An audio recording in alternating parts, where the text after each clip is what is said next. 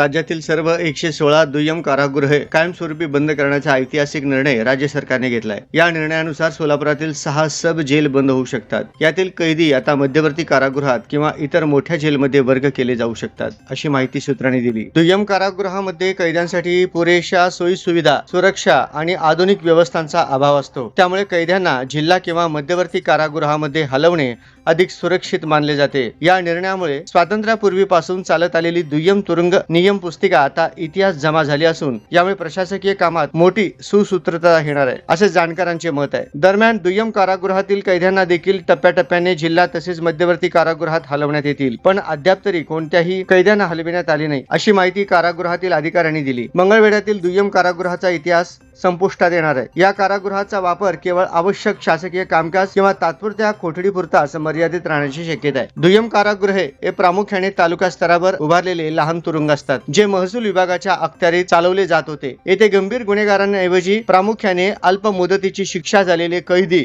किंवा न्यायालयीन कोठडीतील आरोपींना तात्पुरत्या स्वरूपात ठेवले जात होते। हे कारागृह बंद केल्यास महसूल विभागातील कर्मचाऱ्यांना तेथील अतिरिक्त कार्यभार देण्यात आला होता, त्यातून ते मुक्त होतील असे काहींचे मत आहे। सोलापूर जिल्ह्यात एकूण 6 ठिकाणी सब जेल आहेत। करमाळा, माळशिरस, सांगोला, मंगळवेढा, बार्शी आणि मोहोळ या ठिकाणी सब जेल आहेत। हे दुय्यम कारागृह बंद केल्यास येथील कैद्यांना सोलापुरातील मध्यवर्ती कारागृहात हलवण्यात येण्याची शक्यता आहे, पण मध्यवर्ती कारागृहात क्षमतेपेक्षा जास्त कैदी आहेत, त्यामुळे ताण वाढला आहे।